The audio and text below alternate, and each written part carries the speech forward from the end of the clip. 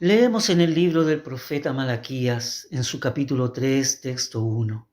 He aquí, yo envío mi mensajero, el cual preparará el camino delante de mí, y luego vendrá a su templo el Señor a quien vosotros buscáis, y el ángel del pacto, a quien deseáis vosotros. He aquí viene, ha dicho Yahvé de los ejércitos. El libro del profeta Malaquías constituye el último libro de la colección de los 12 profetas. Fíjese que el texto masorético hebraico se encuentra en muy buen estado de conservación. El escrito se presenta dividido en 3 capítulos, mientras que la versión griega y la versión latina lo dividen en 4 capítulos. Al subdividir el capítulo 3 del texto masorético hebraico, donde desde el texto 9 al texto 24 se convierten en el capítulo 4, desde el texto 1 al texto 6. El libro no ofrece información acerca de su autor, ni hay referencias históricas precisas. El yo no es nunca el del profeta en su escritura inspirada, a diferencia de otros libros inspirados, sino que su escritura es siempre la del Señor. Llama la atención, fíjese, que en el texto masorético hebraico se alude a un nosotros, en el capítulo 2, texto 10, el cual incluye al profeta mismo, pero no así en el texto griego, donde no aparece dicho pronombre. La única referencia al portador de la palabra divina se encuentra al comienzo del libro, que expresa oráculo, palabra del Señor a Israel por medio de Malaquías. Es decir, literalmente, por medio de mi mensajero. Aquí el vocablo hebraico es malaki, donde malak significa mensajero o ángel, y el término en griego koiné es ángelos. Es así como se ha impuesto en la historia del texto el nombre del profeta y por lo tanto el título de este libro inspirado por el divino autor. En cuanto a la datación del libro, se establece la primera mitad del siglo V a.C., después del establecimiento del segundo templo en el 515 a.C.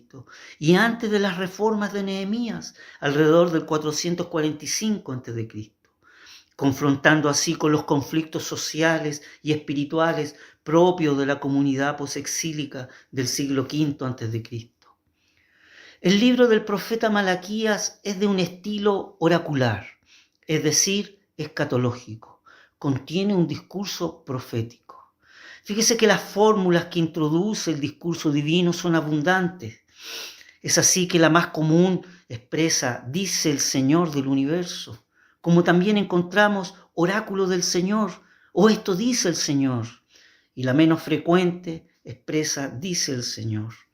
De esta forma el profeta se esconde, se hace invisible, por así decirlo, para que el Señor sea el que tenga la preeminencia de sus palabras. Dentro del contenido teológico, el libro comienza con una declaración del amor de Dios para con su pueblo amado. La verdad es que la declaración está ya presente en el mensaje del profeta Isaías a los desterrados, pues ellos se creían abandonados por Dios. Si Malaquías retoma este tema, es porque sus oyentes aún son incrédulos ante las palabras y promesas divinas. En efecto, apenas ha cambiado la situación en el Israel de antaño desde la reconstrucción del templo y desde la reanudación del culto en él. De allí el tono de reproche con que los interlocutores del profeta se dirigen a Dios con su pregunta: ¿en qué se nota que nos amas? Pero en la respuesta divina no hay el menor reproche. La historia evocada por el mismo Señor muestra que la elección de Israel solo depende de Él. Su amor no está sometido a ninguna condición, es gratuito y por lo tanto el pueblo amado de Dios lo tiene asegurado. El hecho de que así comience el libro es ya un indicador de cuál es el mensaje central del libro. Así es que el texto que consideramos tiene relación con el primer advenimiento del Mesías prometido.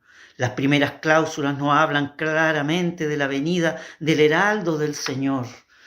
Aquí vemos la incapacidad que fue cierta en todos los profetas del Antiguo Testamento para reconocer el periodo del tiempo intermedio entre los dos advenimientos del Mesías.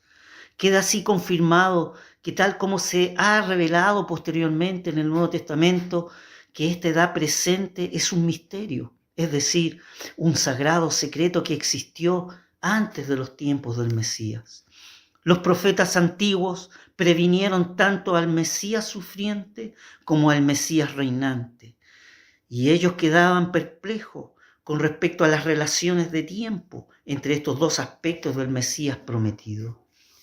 La misma escritura inspirada nos expresa en la primera epístola del apóstol Pedro, el cual dice: los profetas que profetizaron de la gracia que había de venir a vosotros han inquirido y diligentemente buscado, escudriñando cuándo y en qué punto de tiempo significaba el Espíritu de Cristo que estaba en ellos, el cual pronunciaba las aflicciones que habían de venir a Cristo y las glorias después de ellos. El libro de Malaquías se conforma como el último oráculo divino, antes del primer advenimiento del Mesías prometido, para luego seguir un periodo de 400 años de silencio.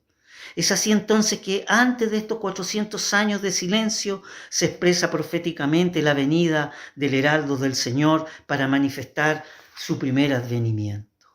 Fíjese que el texto masorético hebraico es enfático y expresa Hinne sholha malalki up innach derech lepanav. He aquí envío mi mensajero y preparará el camino ante mí.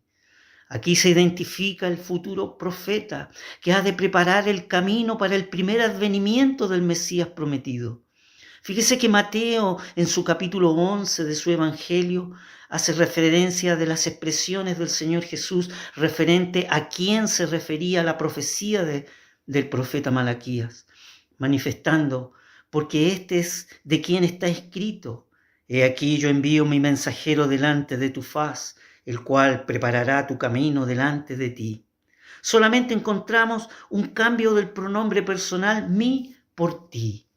En la profecía es Dios quien habla al Mesías, manifestándole que Él enviará un mensajero delante de Él. Es aquí que el Señor Jesús expresa que el heraldo de Él es Juan el Bautista, expresando: de cierto os digo que no se levantó entre los que nacen de mujeres otro mayor que Juan el Bautista. Así el Señor Jesús expresa mediante un hebraísmo que Juan el Bautista está por encima de todos los profetas del Antiguo Testamento, ya que es el único que pudo anunciar la llegada del primer advenimiento del Mesías prometido. Y este es el Señor Jesús, para que usted también pueda decir: tú eres el Cristo, el Hijo del Dios viviente.